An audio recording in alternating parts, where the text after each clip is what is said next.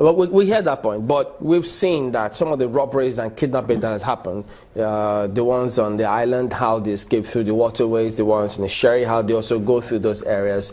If you say that they're one of the best equipped in the country, yes, are they well equipped? I would tell you that so far so good.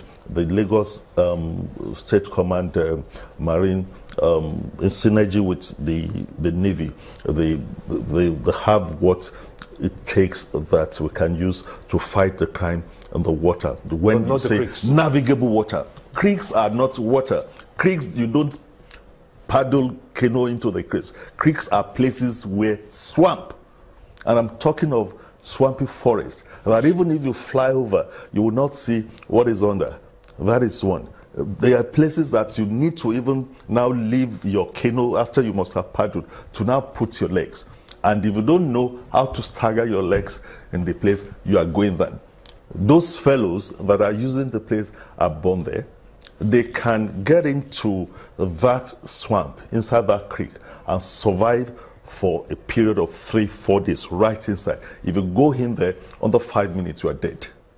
So it's not does the police have the training to go in there? No, the police is not trained to go and fight inside such a place. Who is trained to do that? That is why you need the elements of the members of the public that know how to, approach that terrain. And that is where community partnership comes in. And that is exactly what we are doing now. In order for us to assess where we went to in Ishawo, where the tents were destroyed, we use the element of the members of the public, the people in that area who know that place very well, who know where you can put your leg and where you should not put your legs. We'll let you speak a lot more about that in a moment. Don't go away. Welcome back to Sunrise Daily. Let's talk about payment of ransom, because several families say, well, they have no choice. They have to negotiate with kidnappers, in some cases pay ransom, and then the police will tell you, well, nobody told us they paid any ransom before that happens. But we've seen that argument going back and forth. How are you addressing this challenge? My take on that, as I've always said, is that I don't want to be talking of ransom. One, you don't glorify and glamorized crimes. The more you talk of ransom, the more you make this criminal element to think that, oh yes, there is money in this. I would rather call it bait. And when you are doing operation of this nature, a whole lot of things come in the course of negotiation, and you also don't want to put the life of the captives in danger. So where people are talking of, yes, the family had been contacted to bring this, to bring that, depending on how that family handled the negotiation.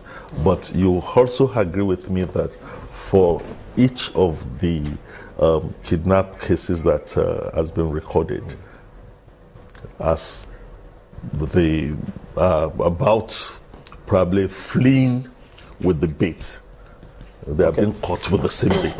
What about negotiations? How do you carry out negotiations in this kind of scenarios where kidnappings are done? The victims' families that are responsible for that. The security operatives are not involved in that, and in as long as we interact with the victim families, we do what we need to do. And of course, it's not all your strategies you want to lay on the table. Let's see if I can squeeze in two items before we wrap up. We have less than 2 minutes. About operations of your men on the streets. Lately, we see sometimes they stop you on the road, they search your phones, they go through your bags, they go through your pockets. Is that allowed in law? That is illegal. That is unlawful. And of course, you know, if you also carry out a survey, you find out that that has reduced drastically. We used the platform that the Inspector General of Police had made available, including the one we've made available in the state. That is the Complaint Response Unit, the HEC squad of the police, the provost. We've been using them to go out. And I would seize this opportunity to tell members of the public that where you see any policeman asking you to bring your telephone on the road, randomly like that, they call it Yahoo Yahoo. And in this state, your crime correspondent would have told you that there are quite a number of, policemen that have been accosted committing that offense, and we've not been sparing them. We've been making sure that they are dealt with in line with our extant rules and regulation. It is unlawful.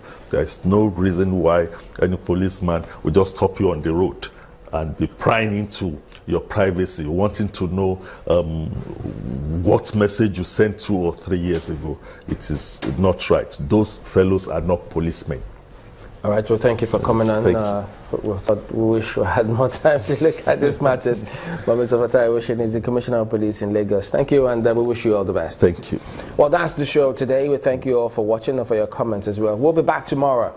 I'm Chamberlain Uso. Thanks for watching. I'm Gimba Umar. Well, thank you so much for watching, and thank you for your mails which we got. I hope people didn't go away with the impression that we're asking people to stay on their power lines. No, what we're saying is that government mustn't shirk the responsibility of providing alternatives for them. Well, thank you. I'm Maokwe Ogun.